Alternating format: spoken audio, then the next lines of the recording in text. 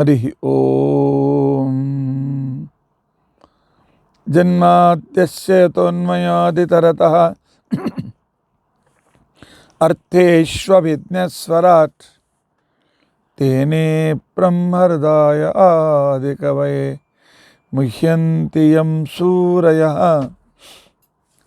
तेजो वारिमृदां यथा विनिमयो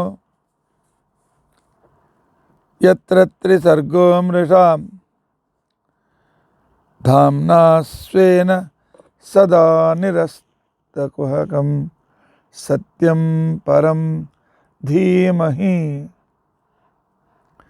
सृष्टिस्थित्यप्यहेया नियतिदृशितमो बन्धमोक्षाश्च यस्मात् अस्य श्री ब्रह्मरुद्र प्रभृतिसुरनरद्वीषशत्रुत्मकस्य विष्णोर्व्यस्ताः समस्ताः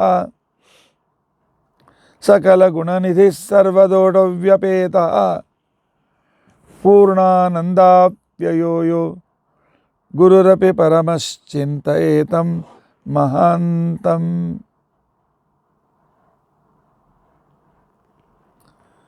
धर्मप्रोज्झितकैतवोऽत्र परमः निर्मत्सराणां सतां वेद्यं वास्तवं वस्तु शिवदं तापत्रयोन्मूलनं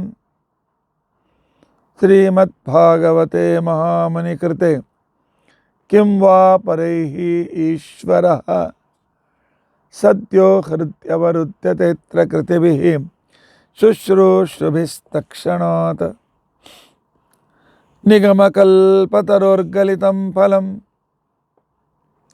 शुकमुखादमृतद्रवसंयुतं पिबत भागवतं रसम् आलयं मुहुरहो रसिकाः भुवि भावुकाः। अभ्रमं भङ्गरहितम् अजडं विमलं सदा आनन्दतीर्थमतुलं भजे तापत्रयापहम्।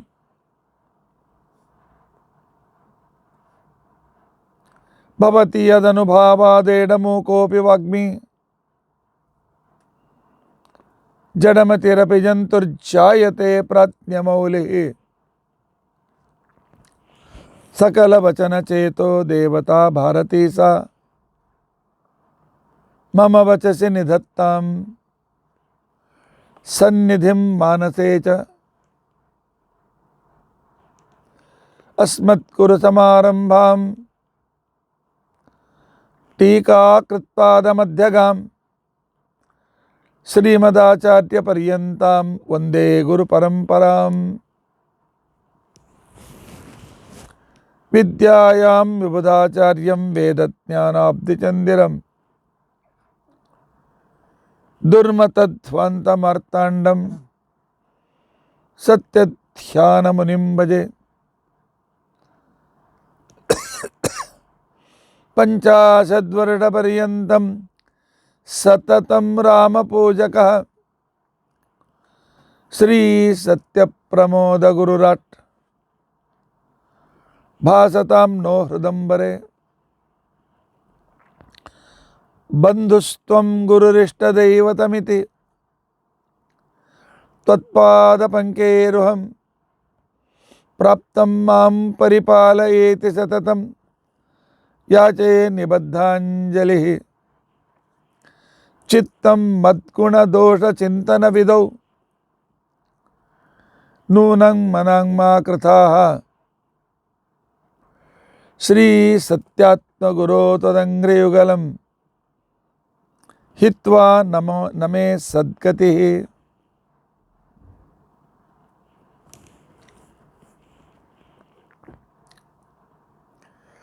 यैरहं शुकवत् सम्यक्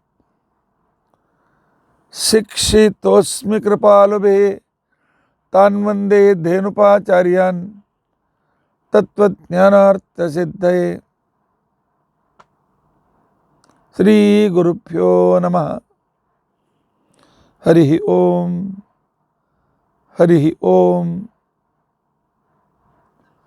ಹರಿ ಓಂ.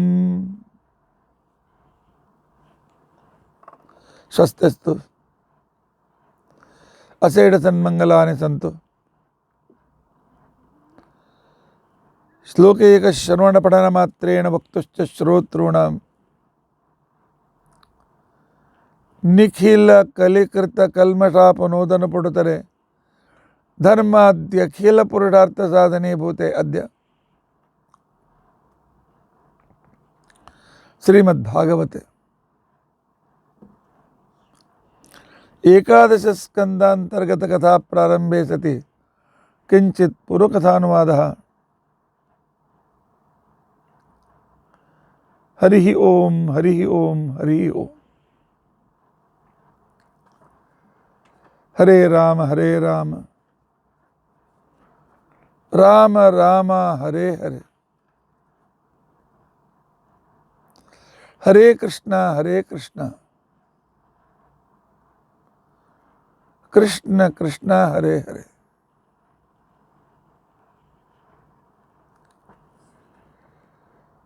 ಹರೇ ರಾಮ ರಾಮ ರಾಮ ಹರೇ ಹರೇ. ಹರೇ ಕೃಷ್ಣ ಕೃಷ್ಣ ಕೃಷ್ಣ ಹರೇ ಹರೇ.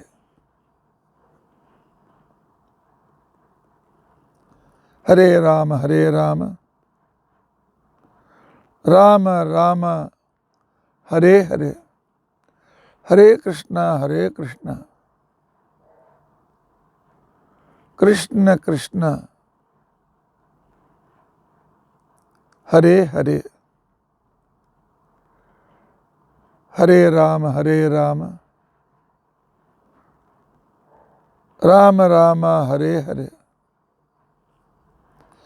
ಹರೇ ಕೃಷ್ಣ ಕೃಷ್ಣ ಕೃಷ್ಣ ಹರೇ ಹರೇ. ಹರೇ ರಾಮ ರಾಮ ರಾಮ ಹರೇ ಹರೇ. ಹರೇ ಕೃಷ್ಣ ಕೃಷ್ಣ ಕೃಷ್ಣ ಹರೇ ಹರೇ.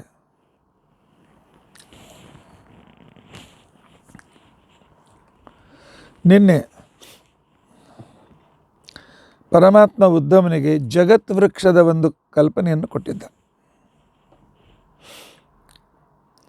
15ನೇ ಅಧ್ಯಾಯ ಭಗವದ್ಗೀತೆ ಮತ್ತು ಏಕಾದಶ ಸ್ಕಂದದ 12ನೇ ಅಧ್ಯಾಯ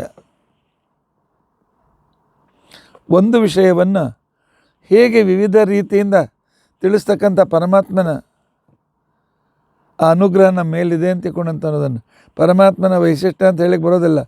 ಇವೆಲ್ಲ ಅತಿ ಸಾಮಾನ್ಯ ಕೆಲಸಗಳು ಅವನಿಗೆ. ಅವನು ಹೇಳ್ತಾನೆ, ಯಾವ ಜಗತ್ತನ್ನು ವೃಕ್ಷದಲ್ಲಿ ಎಲೆ ಜೀವರೇ ನೀವು ಕುಳಿತು ಆ ಹಣ್ಣಿನ ಆಸ್ವಾದನೆಯನ್ನು ಮಾಡ್ತಾ ಇದ್ದೀರಲ್ಲ, ಆ ಹಣ್ಣು ನಿಮ್ಮ ಕೈಗೆ ಸಿಗುವವರೆಗೂ ಅದೆಷ್ಟು ಜನರ ಪರಿಶ್ರಮ, ಕರ್ತವ್ಯ, ವಿಧಿವಿಧಾನಗಳಿವೆ. ಅಷ್ಟು ಅನುಕೂಲ ಮಾಡಿಕೊಟ್ಟ ನಿನ್ನ ಜೊತೆಗಿದ್ದರೂ ಫಲವನ್ನು ಭೋಗಿಸದ ನನಗೆ ಕೃತಜ್ಞತೆಯನ್ನು ನೀನು ಅರ್ಪಿಸು ಅನ್ನೋದಕ್ಕೋಸ್ಕರ ಈ ಜಗತ್ ವೃಕ್ಷದ ವಿಶೇಷತೆ. ಬ್ರಹ್ಮ ಸರಸ್ವತಿಯರು, ವಾಯುಭಾರತೀಯರು, ಗರುಡಶೇಷ ರುದ್ರರು, ಇಂದ್ರಕಾಮರು, ಅನಂತ ಸಕಲ ದೇವತೆಗಳು ಇದೇ ವೃಕ್ಷದ ಒಂದು ಅಂಗ. ಆದರೆ ಇದಕ್ಕೆ ಮೂಲ ನಾನು, ಮಹಾಲಕ್ಷ್ಮೀ ದೇವಿ. ಆನಂತರ ಉಪಮೂಲರು ಬ್ರಹ್ಮ ಸರಸ್ವತಿ, ವಾಯುಭಾರತೀಯರು.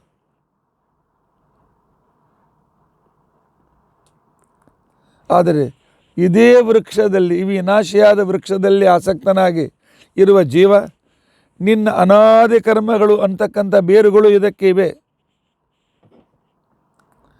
ಈ ವೃಕ್ಷದಲ್ಲಿ ನೀನು ಇರಲಿಕ್ಕೆ ಕಾರಣ ಅನಾದಿ ನಿನ್ನ ಕರ್ಮಗಳು.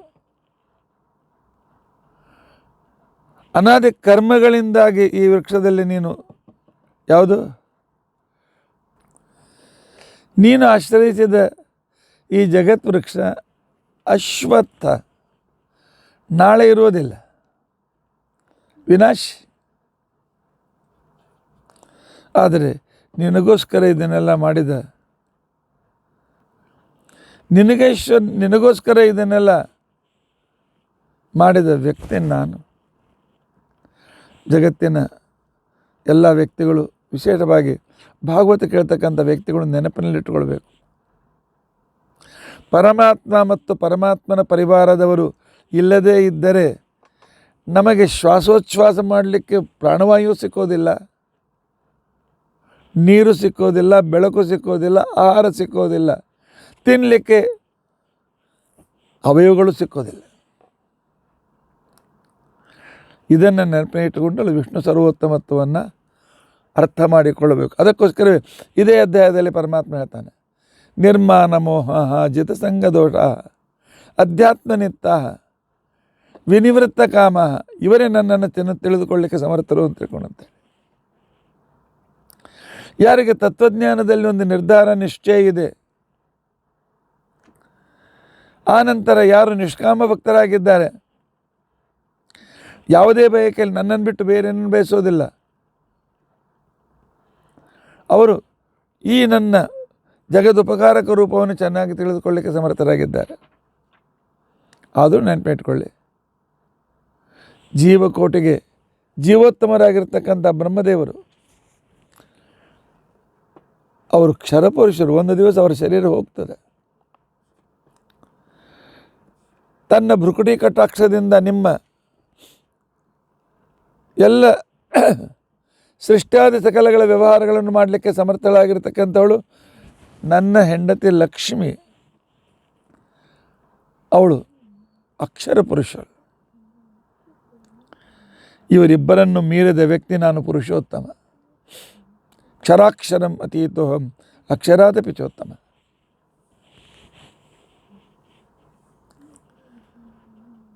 ಆದರೆ ನನ್ನನ್ನು ನೀವು ಪಡೆಯಬೇಕಾಗಿದ್ದರೆ ಭಕ್ತಿ ಮಾಡಲೇಬೇಕು. ನಿಮ್ಮಲ್ಲಿ ಅನನ್ಯ ಭಕ್ತಿ ಬರಬೇಕಾಗಿದ್ದರೆ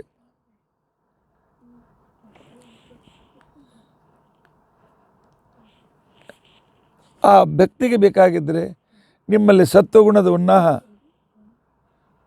ಬಹಳ ವಿಶೇಷವಾದ ರೀತಿಯಿಂದ ಆಗಬೇಕು. ಆಗ ನನ್ನ ಜ್ಞಾನ, ನನ್ನಲ್ಲಿ ಭಕ್ತಿ ನಿಮ್ಮಲ್ಲಿ ಬರ್ತದೆ. ಯಾಕೆಂದರೆ ನೀವು ಸತ್ವಗುಣ, ರಜೋಗುಣ, ತಮೋಗುಣ 3 ಹಗ್ಗದಿಂದ ಕಟ್ಟಲ್ಪಟ್ಟಿದ್ದೀರಿ. ಮನುಷ್ಯರೇ, ಮಾನವರೇ, ಈ 3 ಆವರಣ ನಿಮ್ಮನ್ನು ಸುತ್ತಿದೆ. ನನ್ನ ಹತ್ರ ಬರಲಿಕ್ಕೆ ಬಿಡ್ತಾ ಇಲ್ಲ.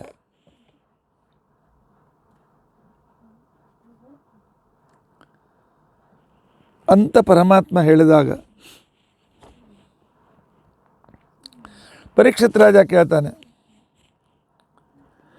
ಈ 3 ಗುಣಗಳ ಆಭರಣ ಅಂತಿಕೊಂಡಂತೇನಿದೆ, ಈ 3 ಗುಣಗಳ ಆಭರಣ ಅಂತೇನಿದೆ, ಈ 3 ಗುಣಗಳ ಆವರಣ ಮನುಷ್ಯನ ಜೀವನಿಗೋ ಅಥವಾ ಜೀವ ಯಾವ ಅಂತಃಕರಣಗಳ ಮುಖಾಂತರ, ಅಂತಃಕರಣ ಅಂದರೆ ಮನಸ್ಸು, ಬುದ್ಧಿ,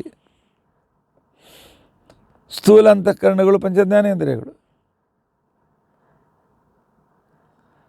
ಈ ಗುಣಗಳು ಜೀವನನ್ನು ಬಂಧಿಸಿವೆಯೋ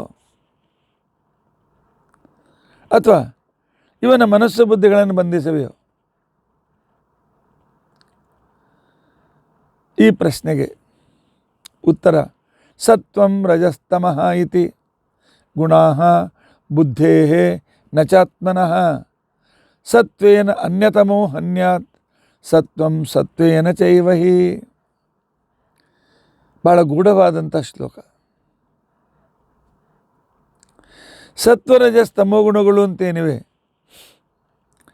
ಈ ಶರೀರದಲ್ಲಿರುವ ಬುದ್ಧಿ ತತ್ವರೂಪವಾದ ಅಂತಃಕರಣವನ್ನು ಆವರಿಸುತ್ತವೆ, ಅದರ ಗುಣಗಳು. ಈ ಗುಣಗಳಿಗೆ ಜೀವನ ಸ್ವರೂಪವನ್ನು ಮುಟ್ಟಲಿಕ್ಕೆ ಸಾಮರ್ಥ್ಯ ಇಲ್ಲ. ಏಕೆ? ಈ ಗುಣಗಳು ಪ್ರಕೃತಿಯಿಂದ ತಯಾರಾಗಿವೆ. ಜೀವ ಅಪ್ರಾಕೃತನಾಗಿದ್ದಾನೆ.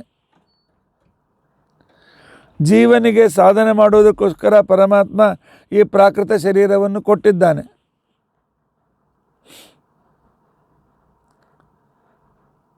ಆದರೆ ಈ ಶರೀರದಿಂದ ಆ ಜೀವ ಸಂಪೂರ್ಣ ಬೇರೆಯಾಗಿದ್ದಾನೆ. ಇವನ ಮೇಲಿರ್ತಕ್ಕಂಥ ಡ್ರೆಸ್, ಬಟ್ಟೆ ಇವನಲ್ಲ. ಬಟ್ಟೆ ಎಸಿತಾನೆ, ಮತ್ತೊಂದು ಬಟ್ಟೆ ಹಾಕ್ಕೊಳ್ತಾನೆ. ಜೀವನ ಆತ್ಮಸ್ವರೂಪ ಇದು ಅಪ್ರಾಕೃತವಾಗಿದೆ. ಸ್ವರೂಪ ಶರೀರದ ಎಲ್ಲಿದ್ದ ಆ ಜೀವನಿಗೆ ಈ ಗುಣಗಳಿಂದ ಯಾವುದೇ ರೀತಿಯಾಗಿರ್ತಕ್ಕಂಥ ಪೀಡೆ ಇಲ್ಲ. ಗುಣಗಳು ಅವನನ್ನು ಬಂಧಿಸಲಿಕ್ಕೆ ಸಾಧ್ಯವಿಲ್ಲ.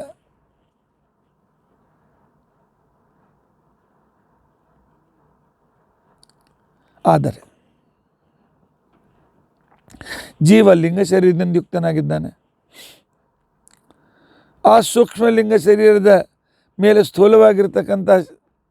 ಸ್ಥೂಲ ಶರೀರದಲ್ಲಿರ್ತಕ್ಕಂಥವುಗಳು ಪಂಚ ಜ್ಞಾನೇಂದ್ರಿಯ, ಪಂಚಕರ್ಮೇಂದ್ರಿಯ, ಪಂಚಮನಸ್ಸು, ಪಂಚತನ್ಮಾತ್ರಗಳು, ಪಂಚಮಹಾಭೂತಗಳು, ಮನಸ್ಸು, ಬುದ್ಧಿ, ಅಹಂಕಾರ.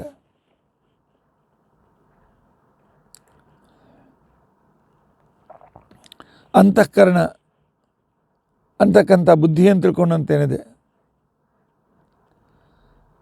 ಈ ಬುದ್ಧಿ ತತ್ವಕ್ಕೆ 3 ಮುಖ್ಯವಾದ ಗುಣಗಳು. ಒಂದು ಸಾತ್ವಿಕ ಗುಣ, ರಾಜಸ ಗುಣ, ತಾಮಸ ಗುಣ. ಆದರೆ ನನ್ನನ್ನು ಪಡೆಯಬೇಕಾಗಿದ್ದರೆ ಸಾತ್ವಿಕ ಅಂತಃಕರಣದಿಂದ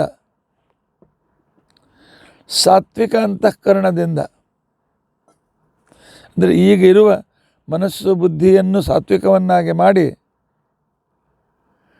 ರಜತಮ ಭಾವಗಳನ್ನು ಅವುಗಳನ್ನು ದೂರ ಮಾಡಲಿಕ್ಕೆ ಸಾಧ್ಯತೆ ಇದೆ. ಏಕೆ? ಈ ರಜಗುಣ ತಮೋಗುಣಗಳೇ ನಮ್ಮ ಸಂಸಾರದಲ್ಲಿ ಪೂರ್ತಿ ಸಿಕ್ಕಿಸಿ ಆಗ್ತಕ್ಕಂಥವುಗಳು. ಸತ್ವಗುಣ ಕೂಡ ಸ್ವಲ್ಪ ಇದರಲ್ಲಿ ಭಾಗಿಯಾಗಿದೆ. ಸಾತ್ವಿಕ ಅಂತಃಕರಣ ಅಂದರೆ ಮನಸ್ಸು ಬುದ್ಧಿ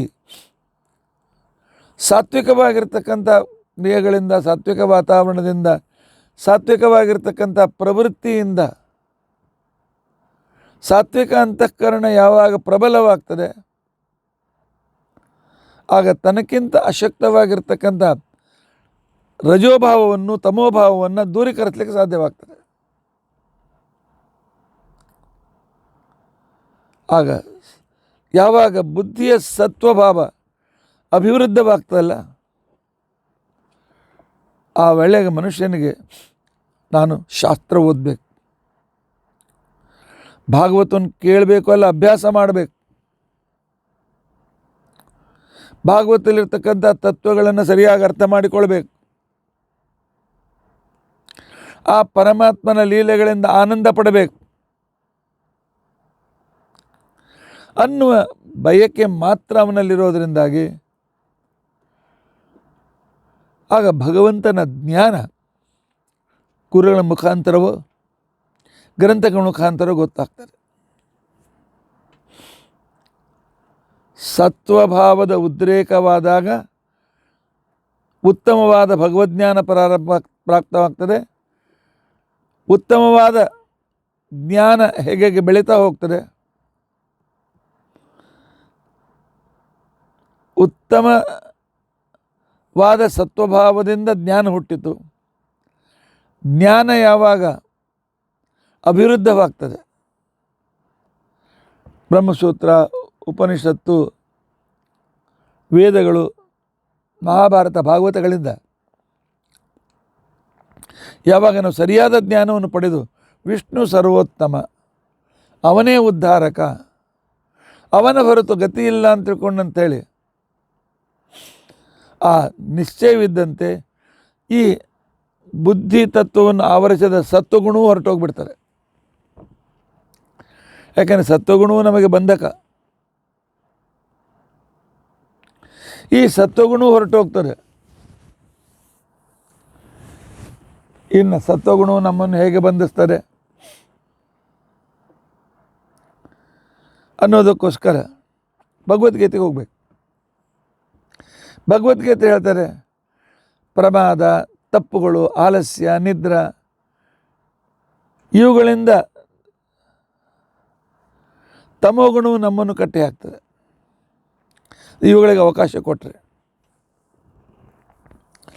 ಆನಂತರ ಅದು ಪಡಿಬೇಕು, ಇದು ಪಡಿಬೇಕು, ಇಂಥ ಅಧಿಕಾರ ಪಡಿಬೇಕು, ಅಂಥ ಮಹಾಧಿಕಾರಿ ಆಗಬೇಕು ಅಂತಕ್ಕಂತಹ ಆ ಒಂದು ವಿಶಿಷ್ಟವಾಗಿರ್ತಕ್ಕಂಥ ಭಾವನೆಗಳು ರಜೋಗುಣವನ್ನು ಭಾವನೆ ಅಂತಕ್ಕಂಥ ರಜೋಗುಣ ನಮ್ಮನ್ನು ಕಟ್ಟಿ ಹಾಕ್ತದೆ. ಆನಂತರ ಸತ್ವಗುಣವು ಕೂಡ ಕಟ್ಟಿ ಹಾಕ್ತದೆ. ಭಾಗವತ 12 ದಿವಸ ನಾಗರಳ್ಳಿ ಆಚಾರ್ಯ 2.5-3 ತಾಸು ಹೇಳಿದರು. ನಾ ಕೇಳಿದೆ, ಕೊಡಿ, ನಿನಗೇನಾಗಿತ್ತು, ಯಾಕೆ ಕೇಳಲಿಲ್ಲ ಅಂತ ಯಾರಿಗಾದರೂ ಅಂದರೆ ಸತ್ವಗುಣ ನಮ್ಮನ್ನು ಕಟ್ಟಿ ಹಾಕ್ತದೆ. ನಮ್ಮನ್ನು ದೇವರ ಹತ್ರ ಹೋಗಲಿ ಬಿಡೋದಿಲ್ಲ. ಹೇಳುವ ಅಹಂಕಾರ, ಕೇಳುವ ಅಹಂಕಾರವೂ ಕೂಡ ಪರಮಾತ್ಮನಿಗೆ ಬೇಕಾಗಿಲ್ಲ. ಪರಮಾತ್ಮ ನುಡಿಸಿದ, ಪರಮಾತ್ಮ ಕೇಳಿಸಿದ, ಆನಂದ ಕೊಟ್ಟ. ಇನ್ನೊಬ್ಬರ ಬಗ್ಗೆ ಈ ಸತ್ವಗುಣ ಮನುಷ್ಯನಿಗೆ ನಾನು ಬಹಳ ದೊಡ್ಡವನು, ನಾನು ಬಹಳ ಸಾತ್ವಿಕ, ನಾನು ಬಹಳ ಧಾರ್ಮಿಕ, ನಾನು ಬಹಳ ಮಡಿ ಮೈಲಿಗೆ ಮಾಡ್ತೇನೆ, ನಾನು ಬಹಳ ಒಳ್ಳೆಯ ವಿದ್ವಾಂಸ, ನಾನು ಒಳ್ಳೆಯ ಪ್ರವಚನ ಹೇಳ್ತೇನೆ. ಎಷ್ಟು ಮಂದಿ ಕೇಳ್ತಾರೆ ರೀ? ನಿಮ್ದು ಯಾರು ಕೇಳ್ತಾರೆ? ಏನು ಮಾಡ್ತಾನೆ? ಇವೆಲ್ಲ ಮನುಷ್ಯನಿಗೆ ಸ್ವಭಾವ ಬರ್ತದೆ. ಇದೇ ಸತ್ವಗುಣ ಕಟ್ಟಿ ಆಗ್ತದೆ. ಸತ್ವಗುಣ ಇಳಿಮುಖವಾಗ್ತಾರೆ. ರಜೋಗುಣದ ಕಡೆಗೆ, ಕೀರ್ತಿಯ ಕಡೆಗೆ, ಹೊಗಳಿಕೆಯ ಕಡೆಗೆ ಯಾವಾಗ ವಾಲ್ತದಲ್ಲ ಸತ್ವಗುಣ, ಅವಾಗ ಅದು ಕೂಡ ಬಂಧಕ. ವ್ರತ ಮಾಡ್ತೇನೆ, ಇದು ಸತ್ವಗುಣ. ಆದರೆ ನನ್ನಷ್ಟು ವ್ರತ ಮಾಡೋರು ಯಾರೂ ಇಲ್ಲ, ಇದು ಸತ್ವಗುಣದ ಬಂಧನ. ಆದರೆ ಯಾವಾಗ ನಾಹಂಕರ್ತ ಹರಿಕರ್ತ, ಪರಮಾತ್ಮನೇ ಸ್ವತಂತ್ರ ಕರ್ತ, ಅವನು ಶಕ್ತಿ ಪ್ರೇರಣೆಯಿಂದ ನಾನು ಅಸ್ವತಂತ್ರ ಕರ್ತ. ಇಂಥ ಮುಖ್ಯ ಪ್ರಮೇಯಗಳ ಜ್ಞಾನ ಯಾವಾಗ ಆಗ್ತಲ್ಲ, ಈ ಬಂಧಕವಾದ ಸತ್ವಗುಣವನ್ನು ದಬ್ಬಿ ಬಿಡ್ತದೆ, ಕೆಳಗಾಗ್ತದೆ, ಅದು ಹೊರಟೋಗ್ತದೆ. ಯಾವಾಗ ಬಂಧಕ ಸತ್ವಗುಣ ಹೋಗ್ತದಲ್ಲ, ಆವಾಗ ಆ ಜ್ಞಾನದ ಒಂದೇ ಒಂದು ಬಯಕೆ ಪರಮಾತ್ಮ ಅನುಗ್ರಹ ಪಡಿಬೇಕು. ಉತ್ತಮ ಜ್ಞಾನದ ಅಭಿವೃದ್ಧಿಯ ಜೊತೆಯಲ್ಲಿ ಪ್ರಾಕೃತವಾದ ಸತ್ವಭಾವ ಹೊರಟೋಗ್ತದೆ. ಆಗ ಜೀವ ಶುದ್ಧ ಅಂತ ಅನಿಸ್ಕೊಳ್ತಾನೆ, ಶುದ್ಧ ಜೀವ ಅಂತ ಅನಿಸ್ಕೊಳ್ತಾನೆ. ಸತ್ವೇನಾನ್ಯ ತಮೋಹನ್ಯಾತ್ ಸತ್ವಂ ಸತ್ವೇನ ಚೈವಹಿ. ಸತ್ವಾತ್ ಧರ್ಮೋ ಭವೇತ್ ಶುದ್ಧಾತ್ ಪುಂಸೋ ಮದ್ಭಕ್ತಿ ಲಕ್ಷಣ. ಸ್ಟೆಪ್ಗಳನ್ನು ಪರಮಾತ್ಮ ಎಷ್ಟು ನಮಗೆ ತಿಳಿಯುವಂತೆ ಸುಲಭವಾಗಿ ಒಂದೊಂದು ಮೆಟ್ಟಲು ಏರ್ತಬಾರೋ ಸಾಧಕ ಅಂತ ಹೇಳ್ತಾ ಇದ್ದಾನೆ. ಸತ್ವಗುಣವನ್ನು ಇಳಿಮುಖವನ್ನಾಗಿ ಮಾಡಿದೆ. ಸತ್ವಗುಣ ಅಂತಕ್ಕಂಥ ಸಾತ್ವಿಕವಾದ ವ್ಯವಹಾರಗಳಿಂದ ಜ್ಞಾನ ಸಂಪಾದನೆಯನ್ನು ಮಾಡಿ ಪರಮಾತ್ಮವನ್ನು ಪಡೆಯಬೇಕು ಅಂತ ತಿಳ್ಕೊಂಡಂಥೇಳಿ ಈ ಸತ್ವಗುಣ ಜ್ಞಾನವನ್ನು ಸಂಪಾದನೆ ಮಾಡಲಿಕ್ಕೆ ಪ್ರಯತ್ನ ಮಾಡ್ತಾರೆ. ಅಲ್ಲಿ ಪಾಠಕ್ಕೆ ಹೋಗ್ತಾನೆ, ಇಲ್ಲಿ ಪಾಠಕ್ಕೆ ಹೋಗ್ತಾನೆ, ತಿಳ್ಕೊಳ್ತಾನೆ, ಬರ್ಕೊಳ್ತಾನೆ. ಆ ನಂತರ ಅದನ್ನು ಮನನ ಮಾಡ್ತಾನೆ, ಅದನ್ನು ಸರಿಯಾದ ಕಾನ್ಸೆಪ್ಟ್ ಕ್ಲಿಯರ್ ಮಾಡ್ಕೊಳ್ಳಿಕ್ಕೆ ಪ್ರಯತ್ನ ಮಾಡ್ತಾನೆ. ಯಾವಾಗ ಈ ಜ್ಞಾನ ಹೆಚ್ಚೆಚ್ಚಾಗ್ತಾ ಹೋಗ್ತದೆ, ಅವಾಗ ನನಗೆ ಗೊತ್ತಿದೆ ಅಂತನ್ನುವ ಆ ಸಾತ್ವಿಕ ಅಹಂಕಾರ ಹೊರಟೋಗ್ಬಿಡ್ತದೆ. ಯಾವಾಗ ಇವನ ಜ್ಞಾನದ ಉದ್ದೇಶ ಪರಮಾತ್ಮ ಮಾತ್ರ ಆಗ್ತಾನೆ, ಜ್ಞಾನದಿಂದ ಪ್ರತಿಪಾದ್ಯನಾದ, ಜ್ಞಾನದಿಂದ ಯಾವ ವ್ಯಕ್ತಿಯನ್ನು ನಾನು ಪಡಿಬೇಕಾಗಿದೆ ಜ್ಞಾನ ಸಾಧ್ಯನಾದ ಪರಮಾತ್ಮನಲ್ಲಿ ಆಸಕ್ತಿ ಹೆಚ್ಚಾದಂತೆ ಮನುಷ್ಯ ಶುದ್ಧನಾಗ್ತಾನೆ. ಸತ್ವಾತ್ ಧರ್ಮೋ ಭವೇತ್ ಶುದ್ಧಾತ್ ಪುಂಸೋ ಮದ್ಭಕ್ತಿ ಲಕ್ಷಣ. ಆ ಶುದ್ಧನಾಗಿರ್ತಕ್ಕಂಥ ಪ್ರಾಕೃತ ಸತ್ವ ನಿವಾರಣದಿಂದ ಯಾವ ಶುದ್ಧ ಜ್ಞಾನ ಬಂದಿದೆ ಅದು ಶುದ್ಧ ಸತ್ವ ಅಂತ ಹೇಳಿಸ್ಕೊಳ್ತದೆ. ಅದು ಶುದ್ಧ ಸತ್ವ. ಶುದ್ಧ ಸತ್ವ ನಮ್ಮಲ್ಲಿ ಯಾವಾಗ ಬೆಳೀತದೆ, ಭಗವದ್ವಿಷಯಕವಾಗಿರ್ತಕ್ಕಂಥ ಭಕ್ತಿಯನ್ನು ಹುಟ್ಟಿಸ್ತದೆ. ಶುದ್ಧ ಸತ್ವದಿಂದಲೇ ಭಕ್ತಿ ಹುಟ್ಟುತ್ತದೆ. ಮಹಾತ್ಮ ಜ್ಞಾನದಿಂದ ನಾವು ಆ ಸತ್ವರಜಸ್ತಮ ಬಂಧಕವಾದ ಸತ್ವರಜಸ್ತಮ ಗುಣಗಳಿಂದ ಮುಕ್ತರಾಗಿ ಯಾವಾಗ ನಾವು ಒಂದು ವಿಶಿಷ್ಟವಾಗಿರ್ತಕ್ಕಂಥ ತತ್ವಜ್ಞಾನ ಪಡೀತೇವೆ, ಆ ತತ್ವಜ್ಞಾನದಿಂದ ಆ ಪ್ರಾಕೃತ ಸತ್ವಗುಣ ಕೂಡ ದೂರ ಹೋಗಿ ಕೇವಲ ಪರಮಾತ್ಮನ್ನು ಪಡೆಯಬೇಕು ಅಂತಿಕೊಂಡಂತನೂ ಇಚ್ಛೆ ಮಾತ್ರ ಉಳಿತದೆ. ಆಗ ಜೀವ ಶುದ್ಧನಾಗ್ತಾನೆ, ಶುದ್ಧ ತತ್ವದಿಂದ ಯುಕ್ತನಾಗ್ತಾನೆ. ಶುದ್ಧ ತತ್ವ ನಮಗೆ ಪರಮಾತ್ಮನಲ್ಲಿ ನಿರಂತರ ಪ್ರೀತಿಯನ್ನು ತಂದುಕೊಡ್ತದೆ. ಈ ಕ್ರಮ ನೆನಪಿನ ಇಟ್ಟುಕೊಳ್ಳಿ, ಚಿಂತನೆ ಮಾಡಿ, ಆಗ ಇನ್ನೂ ಅರ್ಥವಾಗ್ತದೆ. ಹೇಗೆ ಅಂತಂದರೆ ಭಗವದ್ವಿಷಯಕ ಪ್ರೇಮ ಪ್ರವಾಹವನ್ನು ಬೆಳೆಸ್ತದೆ ಅಂತಿಕೊಂಡಂತಂದರೆ ಅವನಿಗೆ ದೇವರನ್ನು ಬಿಟ್ಟು ಬೇರೆ ಯಾರೂ ಬೇಕಾಗೋದಿಲ್ಲ.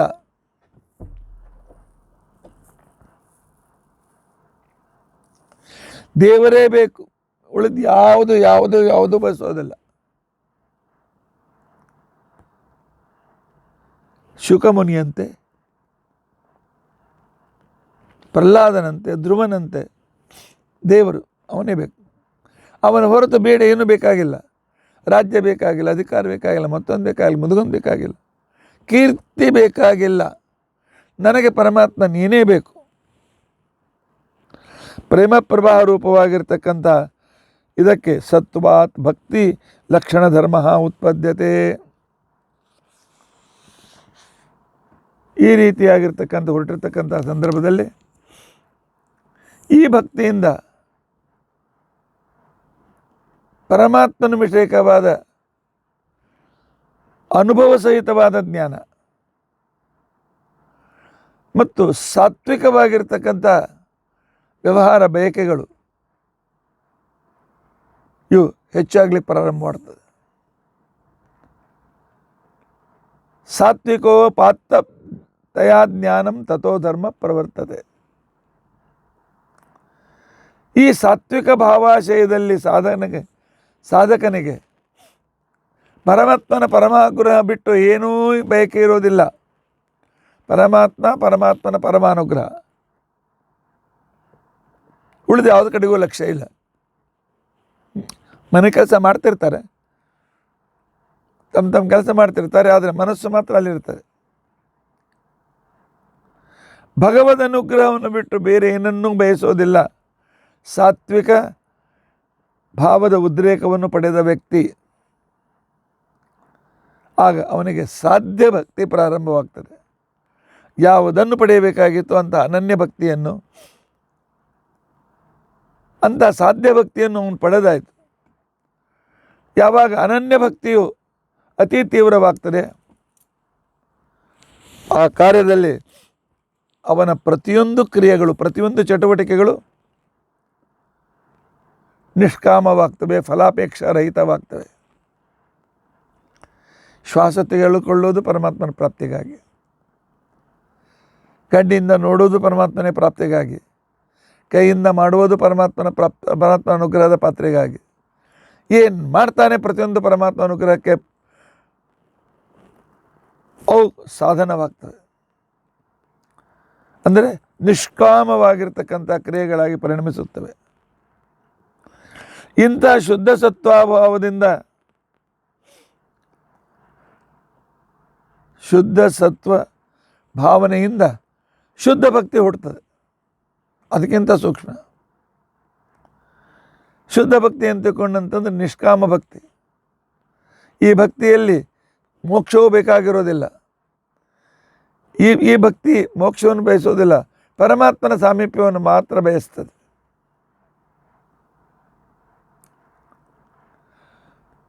ಹೀಗಾಗಿ ಇಂಥ ನಿಷ್ಕಾಮ ಶುದ್ಧಿ ಭಕ್ತಿ ಇದಕ್ಕೆ ಅಹೇತುಕಿ ಭಕ್ತಿ ಅಂತ ಕರೀತಾರೆ.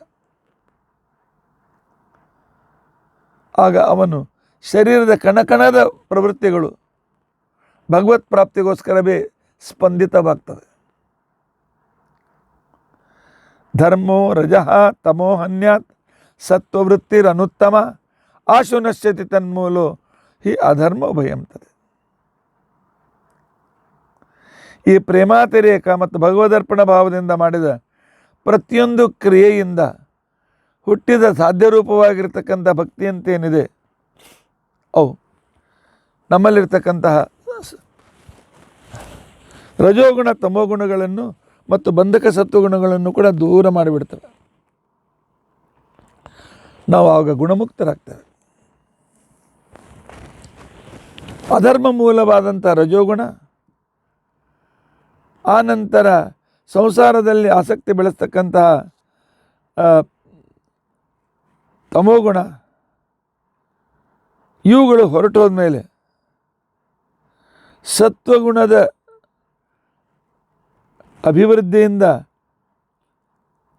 ಆ ಸತ್ವಗುಣದ ಉದ್ರೇಕ ಪ್ರಾರಂಭವಾಗ್ತದೆ. ಸತ್ವಗುಣದ ಉದ್ರೇಕ ಅಂತ ತಿಳ್ಕೊಂಡಂತೇನಿದೆ, ಈ ಸತ್ವಗುಣದ ಉದ್ರೇಕವೇ ಪರಮಾತ್ಮನಲ್ಲಿ ಅಹೈತುಕ ಭಕ್ತಿಯನ್ನು ಹುಟ್ಟಿಸ್ತವೆ. ಈ ಅಹೈತುಕ ಭಕ್ತಿ ಅಂತ ತಿಳ್ಕೊಂಡಂತೇನಿದೆ, ಇದೇ ಪರಮಾತ್ಮನ ಅಪರೋಕ್ಷ ಜ್ಞಾನಕ್ಕೆ ಕಾರಣೀಭೂತವಾಗ್ತದೆ. ಸ್ಟೆಪ್ಗಳನ್ನು ಕನ್ಫ್ಯೂಷನ್ ಮಾಡ್ಕೊಳ್ಬೇಡಿ. ಎಷ್ಟೆಷ್ಟು ನಮ್ಮ ಬಯಕೆಗಳು ಕೇವಲ ಪರಮಾತ್ಮನಿಗೋಸ್ಕರ ಮಾತ್ರ ಉಳಿತವೆ, ಅಲ್ಲಿಯವರೆಗೂ ಕ್ರಮವಾಗಿ ರಜೋಗುಣ ಹೊರಟೋಗ್ತದೆ, ತಮೋಗುಣ. ರಜೋಗುಣ ತಮೋಗುಣ ಇದ್ದಾಗ ಪರಮಾತ್ಮ ಒಬ್ಬನೇ ಬೇಕು ಅಂತ ಅನ್ನೋದಿಲ್ಲ. ಪರಮಾತ್ಮ ನಿನ್ನ ಪೂಜೆ ಮಾಡೀನಿ, ಸತ್ಯನಾರಾಯಣ ಪೂಜೆ ಮಾಡೀನಿ, 2 ತೆಂಗಿನಕಾಯಿ ಹೊಡೆಸೀನಿ, ನನ್ನ ಮಗನ ಪ್ರಮೋಷನ್ ಮಾಡು. ಇವು ತಮೋಗುಣಿ ಭಕ್ತಿ. ಇಂಥ ಈ ರೀತಿಯಾಗಿರ್ತಕ್ಕಂಥ ತಮೋಗುಣಗಳು ಹೊರಟೋದ್ಮೇಲೆ ಪರಮಾತ್ಮನ ಪರಮಾನುಗ್ರಹವಾಗ್ತದೆ. ಪರಮಾತ್ಮನ ಪರಮಾನುಗ್ರಹವಾದ ಮೇಲೆ ಆ ಕಾಲದಲ್ಲಿ ಅವನ ಹಿಂದಿನ ಮುಂದಿನ ಎಲ್ಲ ಕರ್ಮಗಳು ಸುಟ್ಟು ಬೂದಿಯಾಗ್ತವೆ. ಕರ್ಮಫಲಗಳು, ಬಂಧನಗಳು ಸುಟ್ಟು ಆಗ್ಬಿಡ್ದಾಗ್ತದೆ. ಭಿದ್ಯತೆ, ಹೃದಯ ಗ್ರಂಥಿ, ಎಲ್ಲ ಸಮಸ್ಯೆಗಳು ಹೊರಟೋಗ್ತದೆ. ಆಗ ಪರಮಾತ್ಮನ ಆ ಒಂದು ವಿಶಿಷ್ಟವಾಗಿರ್ತಕ್ಕಂಥ ಅಪರೋಕ್ಷ ಜ್ಞಾನವಾಗ್ತದೆ. ಅಪರೋಕ್ಷ ಜ್ಞಾನವಾಗಿರ್ತಕ್ಕಂಥ ಸಂದರ್ಭದಲ್ಲಿ ಪರಮಾತ್ಮನ ಪ್ರಾಪ್ತಿಯಾಗ್ತದೆ. ಒಂದು ಕಲ್ಪನೆ ಬಂತಲ್ಲ, ಹೇಗೆ ಬಯಕೆಯ ಸಾಧನಗಳು ಪರಮಾತ್ಮನ ಕಡೆಗೆ ಹೋಗ್ತಾ ಹೋಗ್ತಾ ಹೋಗ್ತವೆ, ಉಳಿದ ಆ ಗುಣಗಳ ಪ್ರಭಾವ ನಮ್ಮನ್ನು ಬಿಟ್ಟು ಹೋಗ್ತದೆ.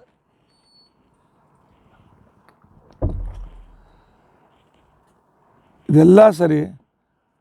ಸಾತ್ವಿಕ ವ್ಯವಹಾರದಿಂದ ಪ್ರಾರಂಭ ಮಾಡಿದರೆ, ಸಾತ್ವಿಕ ವ್ಯವಹಾರ ಉದ್ರೇಕವಾದಾಗ ತಮೋ ರಜೋಗುಣ ವ್ಯವಹಾರ ಹೊರಟು ಹೋಗ್ತವೆ. ಅಂದರೆ ಸಾತ್ವಿಕ ವ್ಯವಹಾರ ಅಂದರೆ ಏನರ್ಥ? ಸಾತ್ವಿಕ ಅವಸ್ಥಾ ಪ್ರಾಪ್ತ ಮಾಡಬೇಕಾಗಿದ್ದರೆ ಅಲ್ಲಿರ್ತಕ್ಕಂಥ ಸಾತ್ವಿಕ ಕ್ರಿಯೆ, ಸಾತ್ವಿಕ ಜ್ಞಾನ, ಇವುಗಳು ಈ ಗುಣಗಳನ್ನು ನಮ್ಮಲ್ಲಿ ತಂದು ಕೊಡಬೇಕು. ಈ ಗುಣಗಳ ಆಧಾರಗಳನ್ನು ಮಾಡಿಕೊಂಡು ನಾವು ಈ ಸತ್ವದ ದಾರಿಯಲ್ಲಿ ಪರಮಾತ್ಮನ ಹತ್ರ ಹೋಗಲಿಕ್ಕೆ ಸಾಧ್ಯವಾಗ್ತದೆ.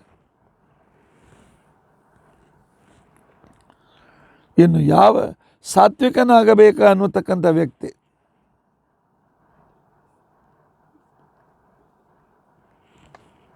ಸಾತ್ವಿಕ, ಅತಿ ಸಾತ್ವಿಕ, ಸಾತ್ವಿಕ ಮಾತ್ರ ಕ್ರಿಯಾ, ರಜೋಗುಣ ತಮೋಗುಣಗಳ ನಿವೃತ್ತಿ, ಸಾತ್ವಿಕ ಮಾತ್ರ ಕ್ರಿಯಾ, ಜ್ಞಾನ ಭಕ್ತಿ ಅಂತಕ್ಕಂಥ ಸಾಧನಗಳಿಗೆ ಅದು ಅತ್ಯಂತ ಸಹಾಯಕವಾಗ್ತದೆ. ಜ್ಞಾನ ಮತ್ತು ಭಕ್ತಿಗಳ ಉದ್ರೇಕ ಬಂಧಕ ಸತ್ವಗುಣದ ವಿನಾಶ, ಬಂಧಕ ಸತ್ಗುಣದ ವಿನಾಶ ಸ್ವರೂಪ ಗುಣ, ಸ್ವರೂಪ ಗುಣದಲ್ಲಿಯೂ ಕೂಡ ಪರಮಾತ್ಮನ ಸಾಮೀಪ್ಯದ ಆನಂದದ ಅನುಭವ ಅವನಿಗೆ ಮೋಕ್ಷವನ್ನು ತಂದುಕೊಡ್ತದೆ. ಆದರೆ ರಜಸ್ತಮೋ ಗುಣಗಳ ಬಯಕೆಗಳನ್ನು ಬಿಟ್ಟು ಸತ್ವರಜಸ್ತಮೋ ಗುಣ ಬಯಕೆ ಮತ್ತು ನಮ್ಮ ಪ್ರಯತ್ನ ಈ ದಾರಿಯಲ್ಲಿ ನಡೆಯಬೇಕಾಗಿದ್ದರೆ ನಾವು ಏನು ಮಾಡಬೇಕು ಅಂತ ತಾವೇ ಪ್ರಶ್ನೆ ಮಾಡಿಕೊಂಡು ಆಗ ಅವರು ಹೇಳ್ತಾರೆ, ಜಗತ್ತಿನಲ್ಲಿ ಜ್ಞಾನ ಸಾಧನೆಗಳು, ಆಗಮ,